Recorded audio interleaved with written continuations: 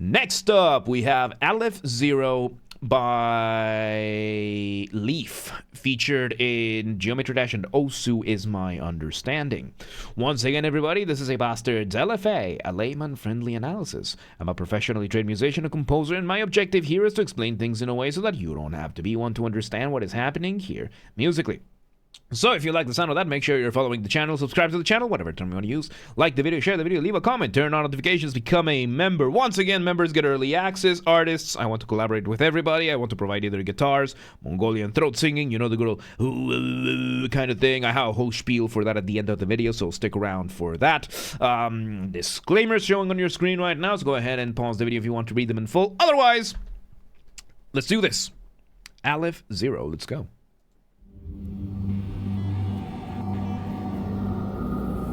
Okay, so we start mainly with ambient sounds. We glitch out. Bringing the drums.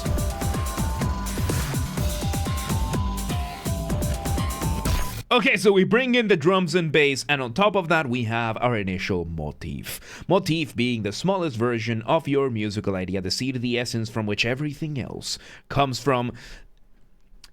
It's a very nice motif, especially because of how it gets displaced on the rhythm. It's really cool. It's cool. It's cool. Let's see where it goes. And immediately we engage in sequencing. Sequencing is when you take a musical idea and you repeat it, keeping the same shape just from a different starting point. I'm going to give you an example right now. So for example, we have this very nice C major. This is the original, and if we sequence it, means we're going to play that same shape just from anywhere else except the original.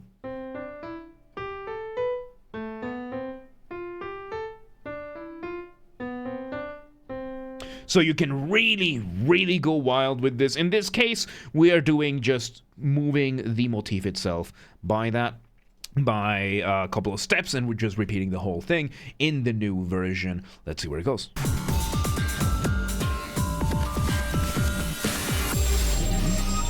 And had a little bit of extra there. Ooh.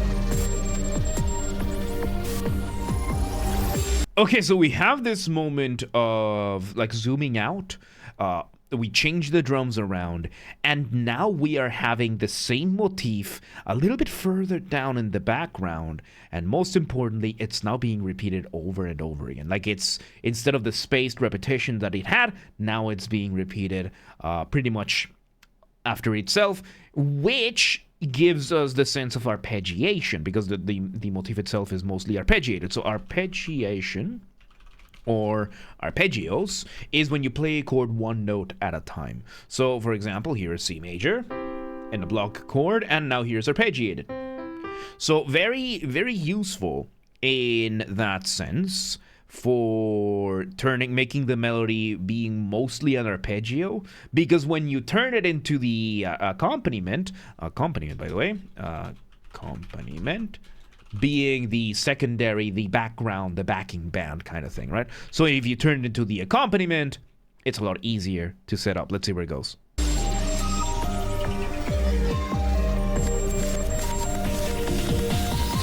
Very nice, sequenced a little bit, and off the ramp we go. Off the ramp being a colloquial term that I use. Colloquial, by that I mean there's no official academic definition for this, or at least I'm not using it for the sake of simplicity.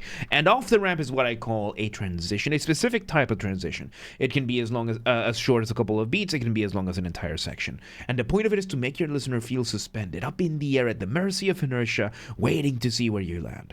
How do you do that? Remove the drums, maybe the bass as well, as it has happened over here. I mean, we kind of removed everything, so let's see where it goes. More digital ambient sounds. Ah, there you go. Okay, so we bring in this new beat, completely new beat, and we bring in a new synth, and we are getting a variation of the motif with accents. So, accents, wrong button, accents in music is for accentuation. Accentuation being when you highlight specific points in a melody or the harmony or anything like that outside of the established beat. And right now you can hear it, right? Like every note from the motif in this case was also hit by the drums while keeping the beat going on. This is really cool. Let's see where it goes. Different ending going. There we go. We're slowly speeding up. We are slowly speeding up, slowly turning up the pitch as well, I think, and very smoothly. I like this, and I think the main thing is that we're speeding up. Let's see where it goes. Back we go to the start. Nice.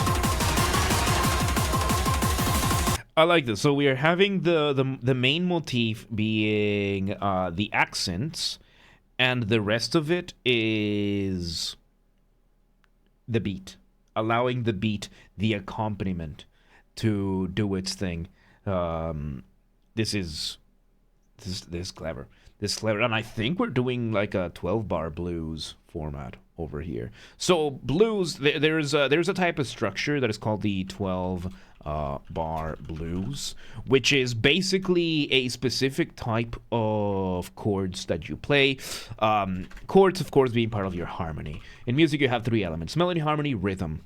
Harmony, of course, being what chords you use, what scales you use, what scales you get out of the chords, what chords you get on your scales, and you can just keep extrapolating. It's the most complicated part of music in general. And 12-bar blues is you do 4 bars in the 1 chord, usually being the 1-7 chord, 4 bars in the 4-7 chord, and 4 bars in the cadence chord. So, how the hell does this work? So then it's, I think it's, so yes, because it's 1-7. Then we have 4-7.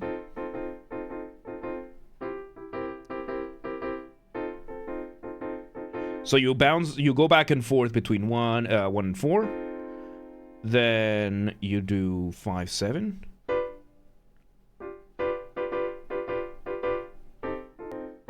Yeah, 5, 4, and then back to 1.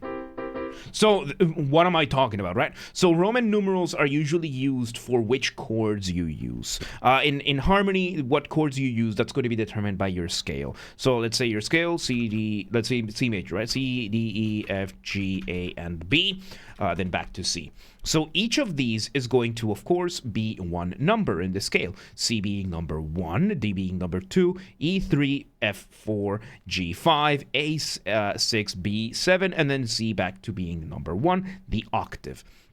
And the way it works is that you are going to have these numbers represented in Roman numerals. Usually the way it works, higher case is going to be a major chord, lower case is going to be a minor chord,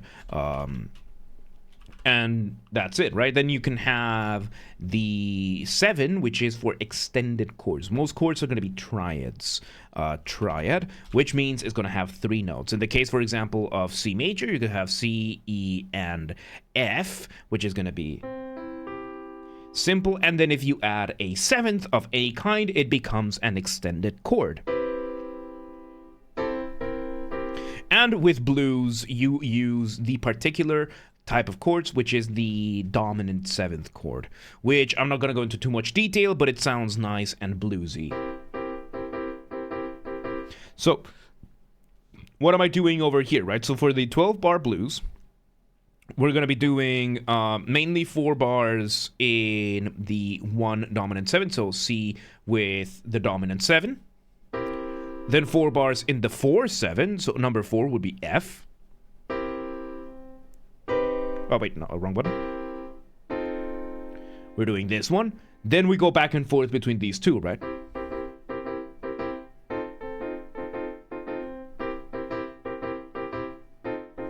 Then you have cadence, which is going from the 5, which is G, then back to the 4, and then back to 1. This is the 12-bar blues, the most, one of the more stereotypical types, and it's super simple, and it's a very straightforward type. And I think this one here is Aleph-0 here is doing that, which I find very fascinating. Let's see if let's continue.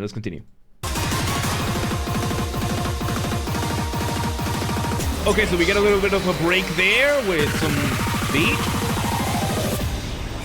We get a moment of the motif being repeated, and we engaged in a little bit of what is called reduction. Reduction being when you speed up musically something, which is what just happened over here. We sped it up. So let's see where this goes. New version.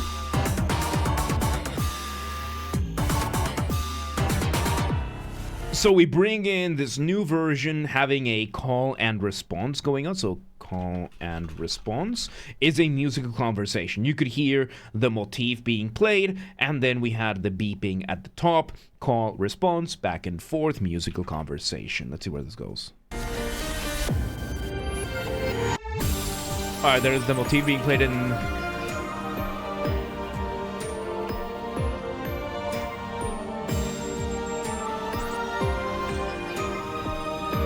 Okay, I think we're doing an inversion of the motif right now. So inversion is when you take something in music and you flip it upside down, especially in the melody, right? So inversion melody, let's say we have this C major going up. If we were to invert it, it's now going down. So we're having this. Let's see where it goes. With a different drum set and now we've introduced a call and response here between the two parts. The really, really fast stuff we had before, and now this slower version, which by the way is elongation. Elongation is when you slow it down. So now we're having a back and forth between the reduced version and the reduced original and the elongated inversion. Let's see how it ends.